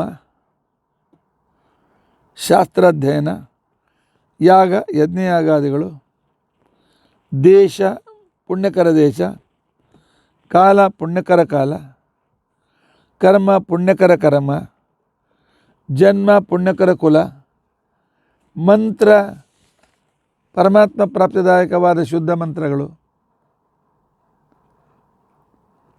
ಇವು ತಪ್ಪದೇ ಬೇಕಾಗ್ತದೆ. ಇವುಗಳಂದರೆ ಏನು, ಇವುಗಳನ್ನು ಯಾವ ರೀತಿಯಿಂದ ನಾವು ಮುಂದುವರಿಸಬೇಕು, ಏನನ್ನು ನಮ್ಮ ಜೀವನದಲ್ಲಿ ತರಬೇಕು ಅನ್ನೋದಕ್ಕೋಸ್ಕರ ಪರಮಾತ್ಮ ಹೇಳಿ ಬಹಳ ಉಪಕಾರ ಮಾಡ್ತಾನೆ. ನಮಗೆ ಸಾಧನೆ ಮಾಡ್ತಕ್ಕಂಥವರಿಗೆ ಬಹಳ ತಾಕಲಾಟಗಳು, ಬಹಳ ಒಂದು ಥರದ ಲಿಂಗರಿಂಗ್. ಭಗವದ್ಗೀತೆ ಪಾರಾಯಣ ಮಾಡುವಾಗ ಇವು ವಿಷ್ಣು ಸಹಸ್ರ ನಮ್ಮ ಉಳಿತಲ್ಲ, ಏನು ಮಾಡಬೇಕು? ವಿಷ್ಣು ಸಹಸ್ರ ನಾಮ ಪಾರಾಯಣ ಮಾಡ್ತಕ್ಕಂಥ ದರದಲ್ಲಿ ಭಾಗವತ ಓದಲಿಲ್ಲಲ್ಲ.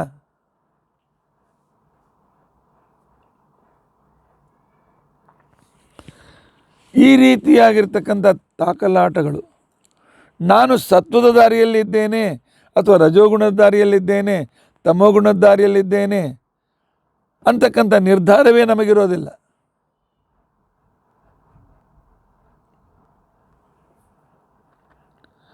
ಪರಮಾತ್ಮ ಹೇಳ್ತಾನೆ, ಇವುಗಳನ್ನು ಕೇಳಿ,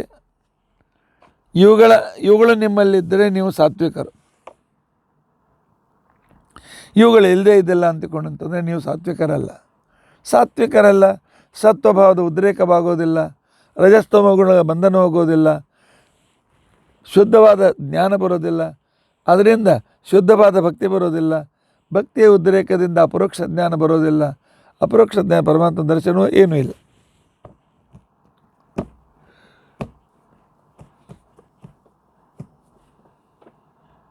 ಭಗವಂತನ ಜ್ಞಾನ, ಭಗವಂತನಲ್ಲಿ ಶುದ್ಧವಾದ ಭಕ್ತಿ, ಇವುಗಳಿಗೆ ಸಾಧನಗಳು ಯಾವುದು? ಇವುಗಳ ಸಾಧನೆ ಯಾವುದು? ಆಗಮ, ನಾವು ಶಾಸ್ತ್ರಾಧ್ಯಯನ ಮಾಡಬೇಕು. ನಂಬರ್ 2, ಯಜ್ಞಯಾಗಾದಿಗಳನ್ನು ಮಾಡಬೇಕು. ನಂಬರ್ 3, ಪವಿತ್ರ ದೇಶದಲ್ಲಿ ಸಾಧನೆ ಮಾಡಬೇಕು. ನಂಬರ್ 4, ಯೋಗ್ಯ ಸಮಯದ ಯೋಗ್ಯ ಕಾಲದಲ್ಲಿ ಆರಾಧನೆ ಜಪಾದಿಗಳನ್ನು ಮಾಡಬೇಕು. ಕರ್ಮ ಸ್ವವರ್ಣಾಶ್ರೋಚಿತವಾಗಿರ್ತಕ್ಕಂಥ ಕರ್ಮಗಳನ್ನು ಮಾಡಬೇಕು. ಜನ್ಮ ಸತ್ವಗುಣ ಪ್ರಧಾನ ಬ್ರಾಹ್ಮಣ ಜನ್ಮವು, ಸತ್ವಗುಣ ಕಡಿಮೆ ರಜೋಗುಣ ಹೆಚ್ಚಿದ್ದ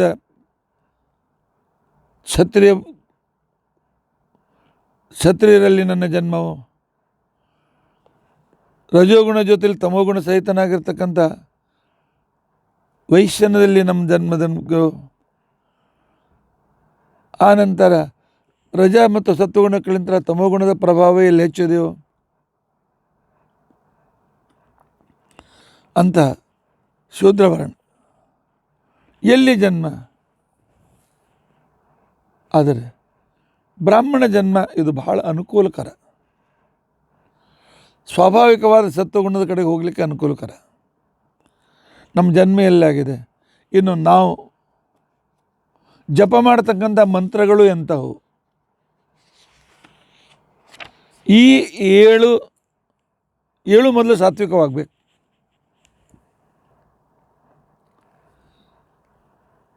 ಪೆನ್ಸಿಲ್ ಪೆನ್ ಇಟ್ಕೊಂಡು ಕೂತ್ರೆ ಭಾಳ ಚೆನ್ನಾಗಿರ್ತದೆ.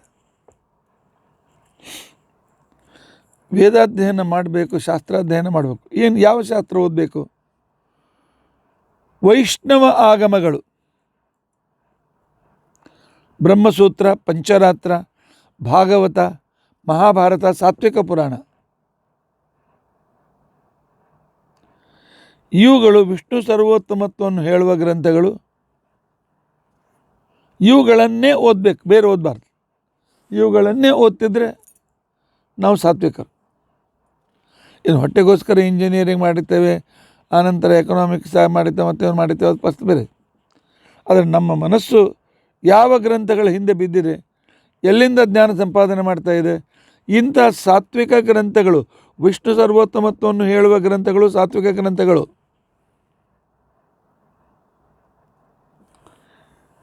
ಬ್ರಹ್ಮ ಅದಲ್ಲದೆ ಅವನ ಪರಿವಾರ ದೇವತೆಗಳನ್ನು ಸರ್ವೋತ್ತಮ ಅಂತ ಹೇಳುವ ಗ್ರಂಥಗಳು ರಾಜಸ ಗ್ರಂಥಗಳು. ಶಿವ, ಸ್ಕಂದ ಇತ್ಯಾದಿಗಳು ಸರ್ವೋತ್ತಮನಂತ ಹೇಳುವ ಗ್ರಂಥಗಳು ತಾಮಸ ಗ್ರಂಥಗಳು.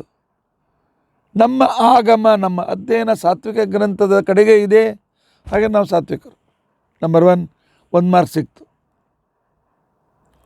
7 ಮಾರ್ಕ್ಸ್ ಇವೆ, ಅದರಲ್ಲಿ ಎಷ್ಟು ಸಿಗ್ತದೆ ನೋಡೋಣ.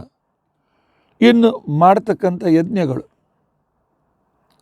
ಸ್ವರ್ಗಕ್ಕೋಸ್ಕರ ಮಳೆಗೋಸ್ಕರ ಕಾರ್ಯರಿ ಯಾಗವನ್ನು ಮಾಡ್ತಾರೆ, ಸ್ವರ್ಗಕ್ಕೋಸ್ಕರ ಜ್ಯೋತಿಷ್ಠೋಮ ಯಜ್ಞವನ್ನು ಮಾಡ್ತಾರೆ, ಅಥವಾ ಹಣಕ್ಕೋಸ್ಕರ ಲಕ್ಷ್ಮೀ ಯಾಗವನ್ನು ಮಾಡ್ತಾರೆ, ಅಥವಾ ಮಕ್ಕಳಿಗೋಸ್ಕರ ಪುತ್ರಕಾಮೇಷ್ಟಿ ಯಜ್ಞವನ್ನು ಮಾಡ್ತಾರೆ. ಇವ್ಯಾವೂ ಸಾತ್ವಿಕ ಯಜ್ಞಗಳಲ್ಲ, ಫಲಪ್ರಾಪ್ತಿಗಿರ್ತಕ್ಕಂಥ ರಾಜಸ ಯಜ್ಞಗಳು. ಕೇವಲ ಭಗವಂತನ ಅನುಗ್ರಹವಾಗಬೇಕು ಅನ್ನುವ ಪವಮಾನ ಹೋಮ, ಬೃಹತಿ ಸಹಸ್ರ, ಭಾಗವತದ ಹೋಮ, ವಿಷ್ಣು ಯಾಗ, ಅದರ ಜೊತೆಯಲ್ಲಿ ಪರಮಾತ್ಮನ ಸರ್ವೋತ್ತಮತ್ವವನ್ನು ತಿಳಿಸುವ ಗಾಯತ್ರಿ ಮಂತ್ರ, ನಾರಾಯಣ ಅಷ್ಟಾಕ್ಷರ ಮಂತ್ರ, ಧನ್ವಂತರಿ ಮಂತ್ರ ಇತ್ಯಾದಿಗಳ ಯಜ್ಞಯಾಗಾದಿಗಳು. ಇದು ಸಾತ್ವಿಕ ಯಜ್ಞ. ಯಜ್ಞದಲ್ಲಿಯೂ ಸಾತ್ವಿಕತೆ ಇದೆ. ಇದನ್ನೇ ಪರಮಾತ್ಮ ವಿಸ್ತಾರವಾಗಿ 17-18 ಅಧ್ಯಾಯ ಭಗವದ್ಗೀತೆಯಲ್ಲಿ ಅದನ್ನು ಹೇಳಿದ್ದಾನೆ. ಅಲ್ಲೊಂದು ಕ್ರಮ, ಇಲ್ಲೊಂದು ಕ್ರಮ, ಉದ್ದೇಶ ಒಂದೇ. ಇನ್ನು ನಮ್ಮ ಕರ್ಮಗಳು ಸ್ವವರ್ಣಾಶ್ರಮೋಚಿತವಾದ ನಿತ್ಯ ನೈಮಿತ್ತಿಕ ಕರ್ಮಗಳನ್ನು ನಾವು ಮಾಡ್ತಾ ಇದ್ದೇವೆ. ನನ್ನ ವರ್ಣ ಆಶ್ರಮಕ್ಕೆ ಯೋಗ್ಯವಾದಂಥ ನಿತ್ಯ ನೈಮಿತ್ತಿಕ ಕರ್ಮಗಳು ಅಂತೇನಿವೆ. ನಿತ್ಯ ಕರ್ಮಗಳು ಸಂಧ್ಯಾ ವಂದನೆ, ದೇವರ ಪೂಜೆ, ನೈವೇದ್ಯ, ವೈಶ್ವದೇವ ಇತ್ಯಾದಿ. ನೈಮಿತ್ತಿಕ ಕರ್ಮಗಳು ಅಂತಿಕೊಂಡಂತಂದರೆ ಗಣೇಶ ಚತುರ್ಥಿ, ಅನಂತ ಚತುರ್ದಶಿ ಇತ್ಯಾದಿ. ಇವುಗಳನ್ನು ನಾನು ಭಕ್ತಿಯಿಂದ ಮಾಡ್ತಾ ಇದ್ದೇನೆಯೋ ಇಲ್ಲವೋ, ಇದರ ಜೊತೆಗೆ ನನ್ನ ಆಹಾರ ಸಾತ್ವಿಕವಾಗಿದೆ. ಸಾತ್ವಿಕ ಆಹಾರ ಭಗವದ್ಗೀತೆಯಲ್ಲಿ ಪರಮಾತ್ಮ ಹೇಳ್ತಾನೆ, ರಸ್ಯಾಹ ಸ್ನಿಗ್ಧಾಹ ಸ್ಥಿರಾಹ ಹೃದಯಾಹ ಆಹಾರಾಹ ಸಾತ್ವಿಕ ಪ್ರಿಯ. ಒಳ್ಳೆ ರಸಪೂರ್ಣವಾದ, ರುಚಿಯಾದ, ಅತಿ ಖಾರ ಇಲ್ಲ, ಅತಿ ಹುಳಿ ಇಲ್ಲ, ಏನೂ ಇಲ್ಲ, ತೀವ್ರತೆ ಇಲ್ಲ, ಈರುಳ್ಳಿ ಇಲ್ಲ, ಬೆಳ್ಳುಳ್ಳಿ ಇಲ್ಲ. ಸ್ನಿಗ್ಧ, ಎಣ್ಣೆ ಅಥವಾ ಸ್ವಲ್ಪ ತುಪ್ಪಗಳಿಂದ ಯುಕ್ತವಾದಂಥವುಗಳು. ಯಾವುಗಳ ಜೀರ್ಣ ಬೇಗನೆ ಆಗ್ತದೆ, ಸ್ನಿಗ್ಧ ಪದಾರ್ಥ.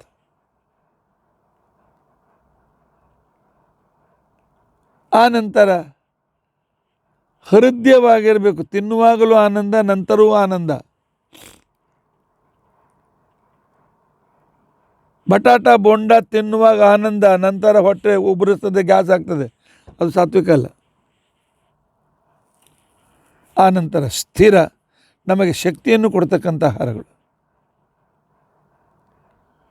ಇವತ್ತು ಜನರು ಏನೇನು ಬೇಕರಿ ಮತ್ತು ಹೋಟೆಲ್ ಪದಾರ್ಥ ತಿಂತಾರೆ, ಅವರೆಲ್ಲರೂ ವಿಷ ತಿಂತಾ ಇದ್ದಾರೆ. ಅವೆಲ್ಲೂ ಮೈದಾ ಪ್ರಾಡಕ್ಟ್ಗಳು. ಮೈದಾ ಅಂತಿಕೊಂಡಂತಂದರೆ ಗೋಧಿಯಲ್ಲಿ ಒಂದು ಬ್ರೇನ್ ಅಂತ ಒಂದು ಭಾಗ ಇರ್ತದೆ, ಏನೊಂದು ಕಾರ್ಬೋಹೈಡ್ರೇಟನ್ನು ಸುಲಭವಾಗಿ ಜೀರ್ಣ ಮಾಡಿ ನಮಗೆ ಒಂದು ಓಜಸ್ಸನ್ನು ಕೊಡ್ತಕ್ಕಂಥ ಭಾಗ ಇರ್ತದೆ. ಅವೆರಡೂ ತೆಗೆದುಬಿಡ್ತಾರೆ. ಅವೆರಡೂ ತೆಗೆದು ಕೆಮಿಕಲ್ ಹಾಕಿ ತಯಾರಾಗಿರ್ತಕ್ಕಂಥ ಮೆತ್ತಗಿನ ಒಂದು ಪದಾರ್ಥ ಅಂತಿಕೊಂಡಂತೇನಿದೆ, ಕೆಮಿಕಲ್ ಹಾಕೋದ್ರಿಂದ ಅದು ಬಿಳಿ ಆಗ್ತದೆ, ಕೆಮಿಕಲ್ ಹಾಕೋದ್ರಿಂದ ತಿಳ್ಕೊಂಡಂತಿದ್ರೆ ಮೆತ್ತಗಾಗ್ತದೆ. ಅಂತ ಹಾಕಿ ಮಾಡಿರ್ತಕ್ಕಂಥ ತಯಾರಿತ ಮೈದಾ ಅಂತ ತಿಳ್ಕೊಂಡಂತೇನಿದೆ, ಇದು ಮಹಾ ಮಹಾ ಮಹಾ ಮಹಾ ಮಹಾ ತಾಮಸಾಹಾರ.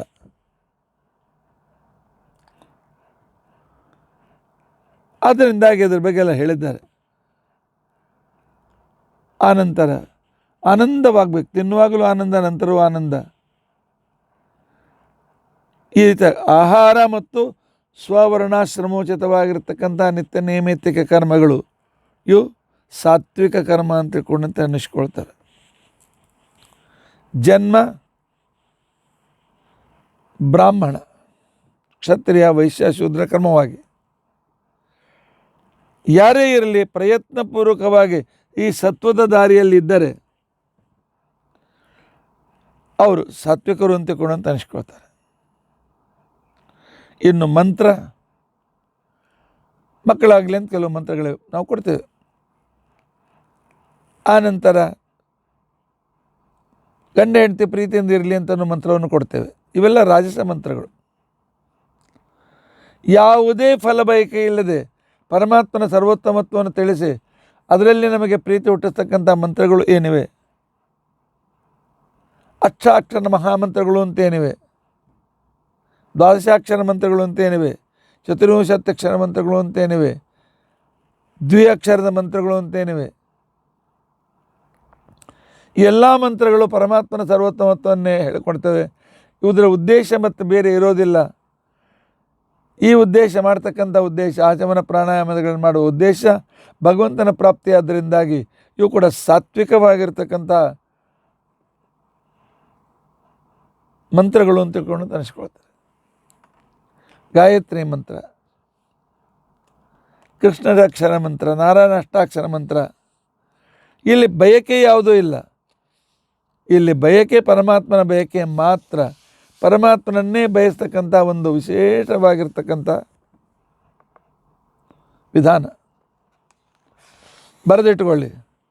ನಾವು ಓದುವ ಶಾಸ್ತ್ರ ಸಾತ್ವಿಕವಾಗಿರಬೇಕು, ನಾವು ಮಾಡುವ ಯಜ್ಞಯಾಗಾದಿಗಳು ಸಾತ್ವಿಕವಾಗಿರಬೇಕು, ನಾವು ಪವಿತ್ರವಾದ ದೇಶದಲ್ಲಿ ಭಾರತ ದೇಶ, ನದಿ ತೀರ ಅಥವಾ ವಿಷ್ಣು ವೈಷ್ಣವ ಸನ್ನಿಧಿ, ವಿಷ್ಣು ದೇವಾಲಯದ ಸನ್ನಿಧಾನ ಇತ್ಯಾದಿಗಳ ಹತ್ತಿರ ನಮ್ಮ ಮನೆ ಇರಬೇಕು. ಅದು ಸಾತ್ವಿಕ ದೇಶ ಅಂತ ಅನ್ಸ್ಕೋತಾರೆ. ಆ ನಂತರ ಕಾಲ ಬ್ರಾಹ್ಮಿ ಮುಹೂರ್ತ, ಮಧ್ಯಾಹ್ನ ಮತ್ತು ಸಂಧಿಕಾಲ. ಬ್ರಾಹ್ಮಿ ಮುಹೂರ್ತ ಕಾಲವು ಕೂಡ ಸಾತ್ವಿಕ ಕಾಲ. ಅಯಂತು ದೈವಯಜನ ಕಾಲ ಅಂತಕೊಂಡು ಹೇಳ್ತಾರೆ.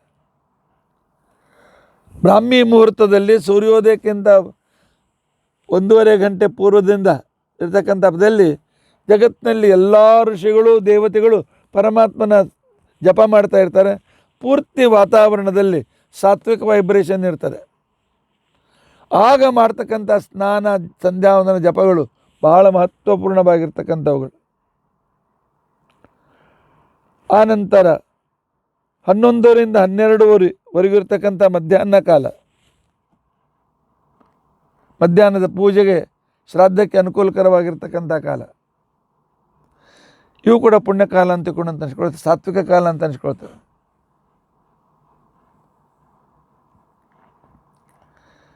ಇನ್ನು ಕರ್ಮ ಅಂತಿಕೊಂಡಂತೇನಿದೆ, ಸ್ವವರ್ಣಾಶ್ರಮೋಚಿತವಾದ ನಿತ್ಯ ನೈಮಿತ್ತಿಕ ಕರ್ಮಗಳನ್ನು ಸಾತ್ವಿಕದ ಆಹಾರ, ಸಾಕ್ಷಿ ಸಹಿತವಾದ ಊಟ, ಅಸಾಕ್ಷಿಕ ಊಟ ಇಲ್ಲ. ಒಬ್ಬರು ಬ್ರಾಹ್ಮಣನಿಗೆ ಊಟ ಹಾಕಿ ಆಮೇಲೆ ಊಟ ಮಾಡೋದು ಇಲ್ಲ. ಅಷ್ಟು ಪದಾರ್ಥ ತೆಗೆದಿಟ್ಟು ಸಂಕಲ್ಪ ಮಾಡಿ ಅದನ್ನು ಬ್ರಾಹ್ಮಣಿಗೆ ಮುಟ್ಟಿಸುವ ಜವಾಬ್ದಾರಿ ಹೊತ್ತಿಸಿ ಮಾಡ್ತಕ್ಕಂಥ ಊಟವು ಕೂಡ ಇದು ಅತ್ಯಂತ ಶ್ರೇಷ್ಠವಾಗಿರ್ತಕ್ಕಂತಹ ಸಾತ್ವಿಕ ಕರ್ಮ ಅಂತ ಕೊಂಡಂತೆ ಅನಿಸ್ಕೊಳ್ತೇವೆ. ಹೀಗೆ ಇವೆಲ್ಲವನ್ನು ಕೂಡ ಈ 7 ಥರದ ದೇಶ, ಕಾಲ, ಕರ್ಮ, ಜನ್ಮ, ಮಂತ್ರ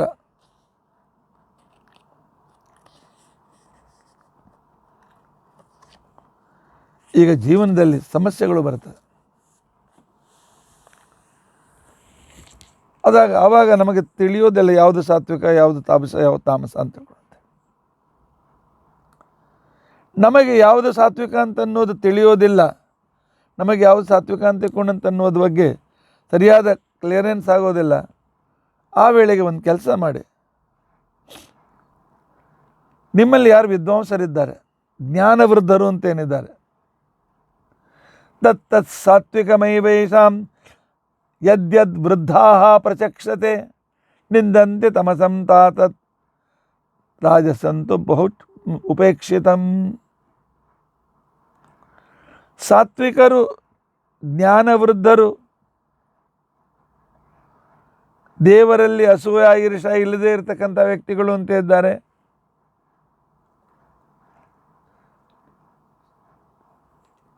ಇಂತಹ ವ್ಯಕ್ತಿಗಳು ಹೇಳಿರ್ತಕ್ಕಂಥ ಕರ್ಮಗಳು ಅಂತೇನಿದೆ, ಮಾರ್ಗದರ್ಶನ ಅಂತ ತಿಳ್ಕೊಂಡಂತೇನಿದೆ, ಅದು ಸಾತ್ವಿಕ ಕ್ರಿಯೆ. ನನಗೆ ಗೊತ್ತಿಲ್ಲ ಸಾತ್ವಿಕ ಕ್ರಿಯೆ ಯಾವುದು ಅಂತ ಅನ್ನೋದು. ನೀವು ಭಾಗವತದಲ್ಲಿ ಹೇಳಿದ್ರಿ, ಹೇಳಿದ್ರಿ, ಇದು ಯಾವಾಗ ಮರೆತು ಹೋಗ್ತಾ ಹೇಳಲಿಕ್ಕೆ ಬರೋದಿಲ್ಲ. ನಮಗೆ ಯಾವುದೇ ಒಂದು ಕರ್ಮ ಮಾಡುವಾಗ ಇದು ಮಾಡಬೇಕು ಮಾಡಬಾರ್ದು ಅಂತ ಅನ್ನೋದು ಬಂದಾಗ ನೀವೇನು ಮಾಡಿ ಅಂತ ತಿಳ್ಕೊಂಡಂತಂದರೆ, ಅಲ್ಲಿ ಇರ್ತಕ್ಕಂಥ ಜ್ಞಾನವೃದ್ಧರ ಹತ್ರ ಹೋಗಿ ಅವರು ಮಾಡು ಅಂದರೆ ಮಾಡಿಬಿಡಿ. ಅರ್ಥವಾಗದೇ ಇದ್ದಾಗ ಅವ್ರು ಹೇಳಿದ್ ಕೇಳಬೇಕು. ಯಾವುದನ್ನು ಸಜ್ಜನರು ನಿಂದೆ ಮಾಡ್ತಾರೆ, ಹೋಟೆಲ್ಗೆ ಹೋಗ್ತಾನೆ, ಬರ್ಗರ್ ತಿಂದು ಬರ್ತಾನೆ, ಹೋಟೆಲ್ಗೆ ಹೋಗಾಗಿ ಏನೇನೋ ಯಾವುದಾದ್ರು ಏನೇನೋ ಬಂದವು, ಯಾವ ಬರ್ಗರ್ ಹೇಳೋದು ಕೇಳಿದೆ, ಬರ್ಗರ್ ಏನೋ ನನಗೆ ಗೊತ್ತಿಲ್ಲ. ಈ ರೀತಿಯಾಗಿರ್ತಕ್ಕಂಥ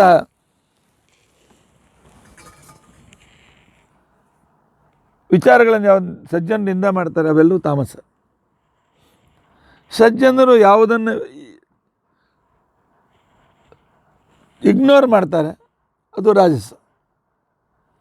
ಮೈಲಿಗೆ ಊಟ, ಟೇಬಲ್ ಮೇಲಿನ ಊಟ, ನೈವೇದ್ಯ ಇಲ್ಲದ ಊಟ,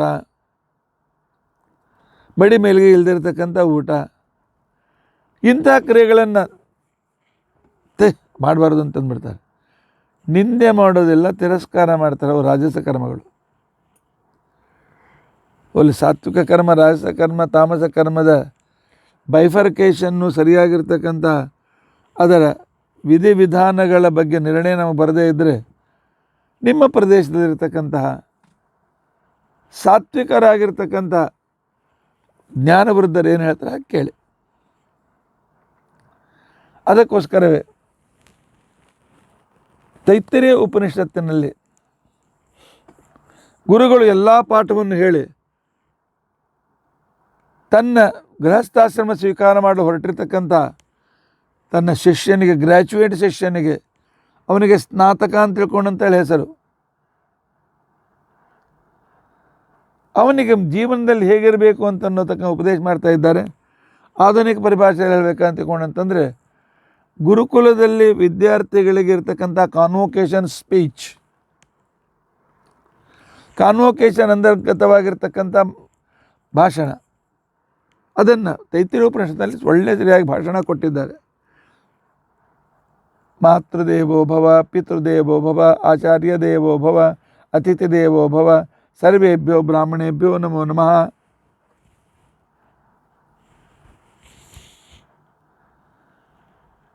ಈ ರೀತಿಯಾಗಿ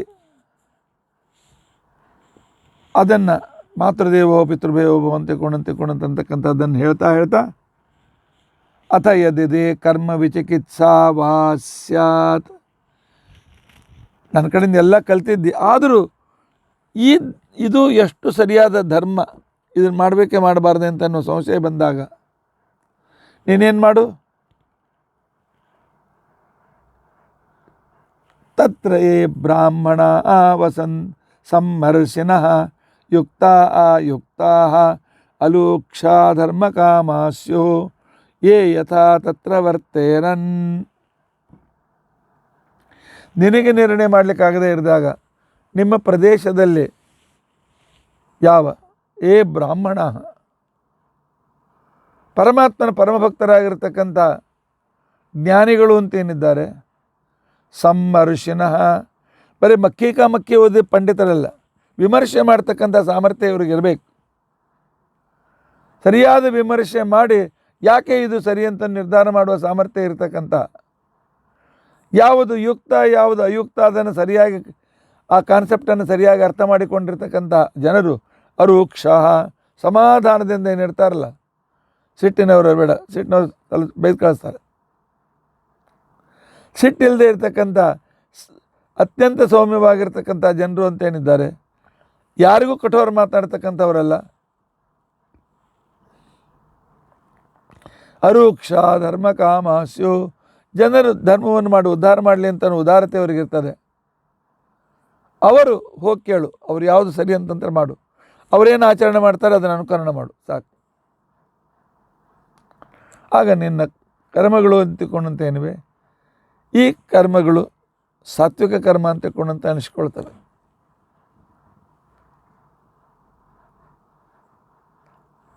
ಆದ್ದರಿಂದ ನಾವು ಸಾತ್ವಿಕ ಕರ್ಮವನ್ನೇ ಮಾಡಬೇಕು. ಅಥವಾ ನಿನಗೆ ಕರ್ಮ ವಿಚಿಕಿತ್ಸಾ ವೃತ್ತ ವಿಚಿಕಿತ್ಸಾ, ಕರ್ಮ ಸಾತ್ವಿಕನೋ ಮಾಡ್ತಕ್ಕಂಥ ವಿಧಾನ ಸಾತ್ವಿಕೋ ಅನ್ನೋ ಸಂಶಯ ಬಂದಾಗ ಜ್ಞಾನಿಗಳ ಹತ್ರ ಹೋಗು ಅಂತ ಹೇಳಿದ್ನಲ್ಲ, ಅಷ್ಟೇ ಇಲ್ಲ. ಅಥವಾ ಅಭ್ಯಾಖ್ಯಾತೇಶು, ಇನ್ನು ಯಾವ ನಿತ್ಯ ನೈಮಿತ್ತಿಕ ಅಂತ ನಮ್ಗೆ ಹೇಳಿದ್ದಾರೆ ಅದರಲ್ಲೂ ಕೂಡ ಯಾವ ಭಾಗ ಸಾತ್ವಿಕ ಯಾವ್ದು ಭಾಗ ರಾಜಸ, ಇದನ್ನು ಅಲ್ಲಿರ್ತಕ್ಕಂಥ ಜ್ಞಾನಿಗಳಿಂದ ತಿಳಿದುಕೊಂಡು ಆನಂತರ ಆಚರಣೆಗೆ ತೆಗೆದುಕೊಂಡು ಬಾ. ಆದ್ದರಿಂದಾಗಿ ಧರ್ಮ ಕಾರ್ಯದ ವಿಷಯದಲ್ಲಿ ಸ್ವಲ್ಪ ಸಂಶಯ ಬಂದರೂ ಗುರುಗಳಿಗೆ ಕೇಳಿ ಅವರ ನಿರ್ಣಯದಂತೆ ವ್ಯವಹರಿಸಬೇಕು. ಇನ್ನು ಅವ್ರ ನಿರ್ಣಯಕ್ಕೂ ನೀವು ಆರ್ಗ್ಯುಮೆಂಟ್ ಮಾಡಿದ್ರೆ ಸ್ವಲ್ಪ ಕಷ್ಟ. ಅದಕ್ಕೆ ಮನುಷ್ಯ ಸಾತ್ವಿಕಾನ್ನೇವ ಸೇವೇತ ಪುಮಾನ್ ಸತ್ವವಿವೃದ್ಧಯೇ, ತನ್ನಲ್ಲಿ ಸತ್ವಗುಣದ ಬೆಳೆದು ಅದರಿಂದ ಜ್ಞಾನಾದಿಗಳು ಬೆಳೆಯಬೇಕು ಅಂತ ಇಚ್ಛೆ ಇರತಕ್ಕಂಥ ವ್ಯಕ್ತಿಗಳು ಸಾತ್ವಿಕವಾದ ಪದಾರ್ಥಗಳನ್ನೇ ತೆಗೆದುಕೊಳ್ಳಬೇಕು. ಸಾತ್ವಿಕವಾದ ಪದಾರ್ಥಗಳು ಅತಿ ಖಾರ ಇಲ್ಲ, ಅತಿ ಹುಳಿ ಇಲ್ಲ, ಆನಂತರ ಅತಿ ಸಿಹಿನೂ ಇಲ್ಲ, ಅತಿ ಸರ್ವತ್ರ ವರ್ಜಯಿತ್, ಸಾಧಾರಣ ಮಧ್ಯಮ ರೀತಿಯಲ್ಲಿರ್ತಕ್ಕಂಥ ಆಹಾರ ಇದೆ.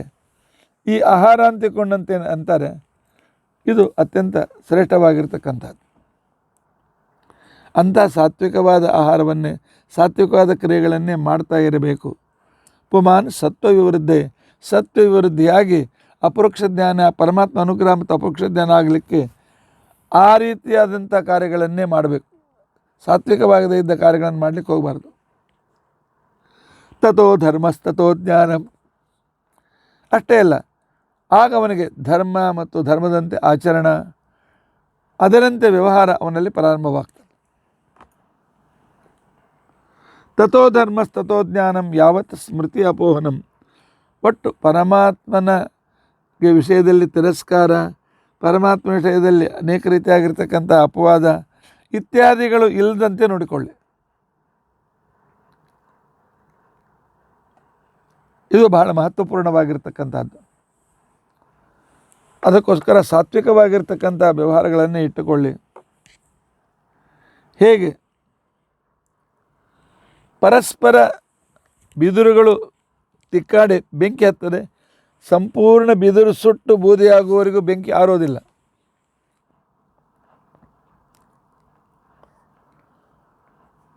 ಅಂತಹ ಆ ರೀತಿಯಾಗಿ ಪರಮಾತ್ಮನ ಅನುಗ್ರಹವಾಯಿತು ಅಂತ ತಿಳ್ಕೊಂಡಂತಂದರೆ, ಅಪರೋಕ್ಷ ಜ್ಞಾನವಾಯಿತು ಅಂತ ತಿಳ್ಕೊಂಡಂತಂದರೆ ಆಗೆಲ್ಲ ನಮ್ಮ ಪಾಪಕರ್ಮಗಳೆಲ್ಲ ಹೊರಟೋಗ್ತವೆ. ಏವಂ ಗುಣ ವ್ಯತ್ಯಯಜ ವೇದ ಶಾಮ್ಯತೆ ತದ್ದತ. ಇಂಥ ವೇಳೆಯಲ್ಲಿ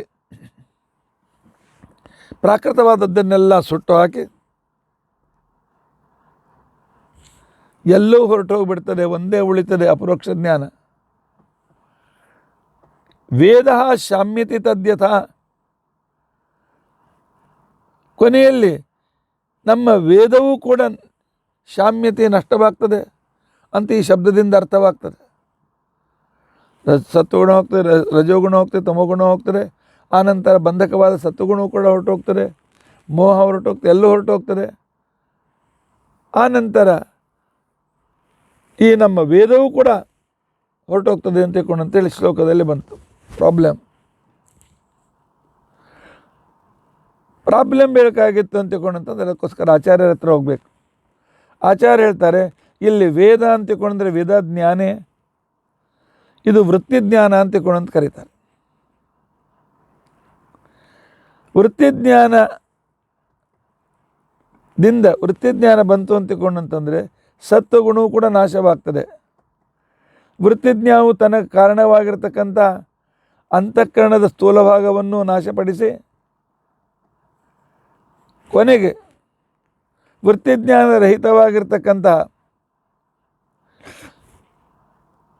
ತನ್ನ ಸ್ವರೂಪ ಜ್ಞಾನಯುಕ್ತನಾದಂಥ ವ್ಯಕ್ತಿ ಆಗ್ತಾನೆ. ಆಗ ವೃತ್ತಿಜ್ಞಾನ ಅಂತಕ್ಕಂಥ ಮೂಲವೇ ಇಲ್ಲದೆ ಇದ್ದಾಗ ಆ ಮೂಲ ನಾಶವಾಗಿರ್ತಕ್ಕಂಥ ಸಂದರ್ಭದಲ್ಲಿ ಆವಾಗ ಸಂಸಾರವು ಕೂಡ ತಾನಾಗೇ ದೂರವಾಗ್ತದೆ. ಯಾಕಂತಂದರೆ ವೇದಗಳನ್ನು ಮುಕ್ತರು ಅಧ್ಯಯನ ಮಾಡ್ತಾರೆ ಅಂತ ಹೇಳಿ ಆಚಾರ್ಯ ತಾತ್ಪರ್ಯದಲ್ಲಿ ಹೇಳ್ತಾರೆ. ಅಂದಮೇಲೆ ವೇದ ನಾಶವಾಗ್ತದೆ ಅಂತ ಏನರ್ಥ? ಮುಕ್ತಾಶ್ಚ ಅಧೀಯತೆ ಕೇದಾನ್ ಜಡಜ್ಞಾನ ಬಹಿಷ್ಕೃತ ಸ್ವರೂಪಭೂತ ಜ್ಞಾನೇನ ಪಶ್ಯಂತಂ ಸರ್ವಮಂಜಸ. ಆದ್ದರಿಂದಾಗಿ ಮುಕ್ತರಾಗಿರ್ತಕ್ಕಂಥವರು ಕೂಡ ವೇದಾಧ್ಯಯನವನ್ನು ಮಾಡ್ತಾ ಇರ್ತಾರೆ. ಅವರಿಗೆ ಈ ಜಡವಾಗಿರ್ತಕ್ಕಂಥ ಯಾವುದೇ ರೀತಿಯಾಗಿರ್ತಕ್ಕಂಥ ವಿಷಯದ ಕಡೆಗೆ ಲಕ್ಷ್ಯ ಇರೋದಿಲ್ಲ. ಸ್ವರೂಪಭೂತವಾದ ಜ್ಞಾನದಿಂದಲೇ ಪರಮಾತ್ಮನ್ನು ಕಾಣುತ್ತಾ ಆನಂದದಿಂದ ಇರ್ತಾರೆ. ಆದ್ದರಿಂದಾಗಿ ನಮಗೆ ಬಂಧಕವಾಗಿರ್ತಕ್ಕಂತಹ ತಮೋಗುಣ ರಜೋಗುಣ ಹೋಗಿ ಬಂಧಕವಾದ ಸತ್ವಗುಣವೂ ಕೂಡ ಹೋಗಿ ಆ ಅದರಿಂದಿರ್ತಕ್ಕಂಥ ಸಂಸಾರದ ಬಂಧನವೂ ಹೋಗಿ ಆನಂತರ ಸಾತ್ವಿಕವಾಗಿರ್ತಕ್ಕಂಥ ವ್ಯವಹಾರದಿಂದ ಪರಮಾತ್ಮನ ಸಾಮೀಪ್ಯ ರೂಪವಾಗಿರ್ತಕ್ಕಂಥ ಬಂಧನ ಪ್ರಾಪ್ತವಾಗ್ತದಲ್ಲ, ಇದೇ ಮೋಕ್ಷ ಅಂತ ಕರೀತಾರೆ.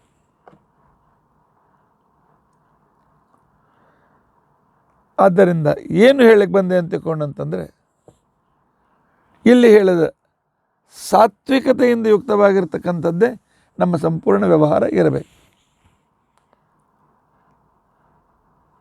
ಅವುಗಳನ್ನು ಪುನಃ ನೆನಪು ಮಾಡಿಕೊಂಡು ಯಾಕಂತಂದರೆ ಭಾಗವತ ನಮಗೆ ಒಂದೊಂದೇ ಕ್ರಮವಾಗಿ ಹೇಳ್ತಾ ಇದೆ. ಪರಮಾತ್ಮನ ವಿಷಯದಲ್ಲಿ ಕೃತಜ್ಞರಾಗಿರಿ. ಇನ್ನು ಪರಮಾತ್ಮನಿಗೆ ಯಾವ ಗುಣಗಳೂ ಪ್ರಿಯ, ಅವು ಸಾತ್ವಿಕ ಅಂತ ಅನ್ಸ್ಕೊಳ್ತೇವೆ, ಅದರ ಸಂಪೂರ್ಣ ಲಿಸ್ಟ್ ಕೊಟ್ಟಿದ್ದಾರೆ. ನಮ್ಮ ಅಧ್ಯಯನದ ಗ್ರಂಥಗಳು, ನಮ್ಮ ಯಜ್ಞಯಾಗಾದಿಗಳು, ನಾವು ಸಾಧನೆ ಮಾಡುವ ದೇಶವು, ನಾವು ಸಾಧನೆ ಮಾಡುವ ಕಾಲವು, ನಾವು ಸಾಧನಾಂಗವಾಗಿರ್ತಕ್ಕಂಥ ಕರ್ಮಗಳು, ಆನಂತರ ಮಂತ್ರಗಳು, ನಮ್ಮ ಹುಟ್ಟಿರ್ತಕ್ಕಂಥ ಧರ್ಮ, ಇವುಗಳನ್ನು ಬಹಳ ಮಹತ್ವಪೂರ್ಣವಾಗಿಟ್ಟುಕೊಳ್ಳಿ. ಇಲ್ಲಿ ಮಾಡಿರ್ತಕ್ಕಂಥದ್ದೇ ಸಾಧನೆ ಆಗ್ತದೆ, ಉಳಿದದ್ದು ಸಾಧನೆ ಆಗೋದಿಲ್ಲ. ನಾನು ಫಾರಿನ್ಗೆ ಹೋಗ್ತೇನೆ ಅಂತೇಳಿ ಬೇಸೋರಿಗೆ ಇದೇ ಭಾಗವನ್ನು ತೋರಿಸ್ಕೊಡ್ತೇನೆ. ಇದು ಪಂಚಮಸ್ಕಂದ. ಪುಣ್ಯ ಭೂಮಿ ಭಾರತ ದೇಶ. ಹೆಜ್ಜೆ ಹೆಜ್ಜೆಗೂ ನದಿಗಳಿರುವ ಅತ್ಯಂತ ಶ್ರೇಷ್ಠವಾದ ದೇಶ ಭಾರತ ದೇಶ. ಭಾರತ ದೇಶದ ಸಾಧನೆಯೂ ಕೂಡ ಅಪರೋಕ್ಷ ಜ್ಞಾನಕ್ಕೆ ಕಾರಣೀಭೂತವಾಗ್ತದೆ. ಆದ್ದರಿಂದಾಗಿ ಗುಣಗಳ ಬಗ್ಗೆ ಮಾತನ್ನು ಕೇಳಿದೆಯಲ್ಲ, ಆ ಗುಣಗಳು ನಾವು ಅಪರೋಕ್ಷ ಜ್ಞಾನ ಪಡೆದ ಮೇಲೆ ನಮ್ಮ ಸ್ವರೂಪವಾಗಿರ್ತಕ್ಕಂಥ ಶರೀರವನ್ನು ಅವು ಬಂಧನ ಮಾಡಲಿಕ್ಕೆ ಸಮರ್ಥವಾಗಿಲ್ಲ. ಅವು ಕೇಳಿ ಪ್ರಾಕೃತ ದೇಹದಲ್ಲಿರ್ತಕ್ಕಂಥ ಸೂಕ್ಷ್ಮ ಅಂತಃಕರಣ ಅನಿಸ್ಕೊಂಡಿರ್ತಕ್ಕಂಥ ಮನಸ್ಸು ಹುದ್ದೆಗಳನ್ನು ಮಾತ್ರ ಆವರಿಸುತ್ತವೆ ಅನ್ನೋ ವಿಚಾರವನ್ನು ನಿನ್ನಿನ ದಿವಸ ನಾವು ತಿಳಿದುಕೊಂಡಿದ್ದೇವೆ. ಇನ್ನು ಸಾತ್ವಿಕನಾಗಿರ್ತಕ್ಕಂಥ ವ್ಯಕ್ತಿ ಅವನ ವ್ಯವಹಾರ ಇರಬೇಕು ಅಂತ ಅನ್ನೋದನ್ನು ಇದನ್ನು ಪುನಃ ಕೇಳಿ ಭಾಳ ಅದ್ಭುತವಾಗಿರ್ತಕ್ಕಂಥ ಅಧ್ಯಾಯ. ಇನ್ನು ಮುಂದೆ ಮತ್ಯಾವ ಪ್ರಶ್ನೆಯನ್ನು ಪರೀಕ್ಷಿತ ರಾಜ ಮಾಡ್ತಾನೆ ಅನ್ನುವುದನ್ನು ನಾವು ತಿಳಿದುಕೊಳ್ಳಿಕ್ಕೆ ಪ್ರಯತ್ನಿಸೋಣ. ಇತಿ ಅಧಿಕತಾ ಪ್ರಸಕ್ತಿ. ಹರೇ ರಾಮ ರಾಮ ರಾಮ ಹರೇ ಹರೇ, ಹರೇ ಕೃಷ್ಣ ಕೃಷ್ಣ ಕೃಷ್ಣ ಹರೇ ಹರೇ, ಹರೇ ರಾಮ ರಾಮ ರಾಮ ಹರೇ ಹರೇ, ಹರೇ ಕೃಷ್ಣ ಕೃಷ್ಣ ಕೃಷ್ಣ ಹರೇ ಹರೇ, ಹರೇ ರಾಮ ರಾಮ ರಾಮ ಹರೇ ಹರೇ, ಹರೇ ಕೃಷ್ಣ ಕೃಷ್ಣ ಕೃಷ್ಣ ಹರೇ ಹರೇ, ಹರೇ ರಾಮ ರಾಮ ರಾಮ ಹರೇ ಹರೇ, ಹರೇ ಕೃಷ್ಣ ಕೃಷ್ಣ ಕೃಷ್ಣ ಹರೇ. ಉಗ್ರಂ ವೀರಂ ಮಹಾವಿಷ್ಣುಂ ಜ್ವಲಂತಂ ಸರ್ವತೋಮುಖಂ ನೃಸಿಂಹಂ ಭೀಷಣಂ ಭದ್ರಂ ಮೃತ್ಯುಂ ನಮಾಮ್ಯಹಂ. ಅಚ್ಯುತಾನಂತ ಗೋವಿಂದ ಸ್ಮೃತಿ ಮಾತ್ರಾರ್ಥನಾಶನ ರೋಗಾನ್ಮೇ ನಾಶಯಾಶೇಷಾನ್ ಆಶುಧನ್ವಂತರೇ ಹರೇ. ಅಚ್ಯುತಾನಂತ ಗೋವಿಂದ ಪ್ರಣತಾಮಾರ್ತಿನಾಶನ ರೋಗಾನ್ಮೇ ನಾಶಯಾಶೇಷಾನ್ ಆಶುಧನ್ವಂತರೇ ಹರೇ. ಅಚ್ಯುತಾನಂತ ಗೋವಿಂದ ನಾಮೋಚ್ಚಾರಣ ಬೇಡ ಜಾತ್ ನ ಸಂತಕಲಾ ರೋಗ ಸತ್ಯಂ ಸತ್ಯಂ ವದಾಮ್ಯಹಂ. ನರಸಿಂಹ ನರಸಿಂಹ ನರಸಿಂಹ ನರಸಿಂಹ. ಶ್ರೀಕೃಷ್ಣಾರ್ಪಣಮಸ್ತು.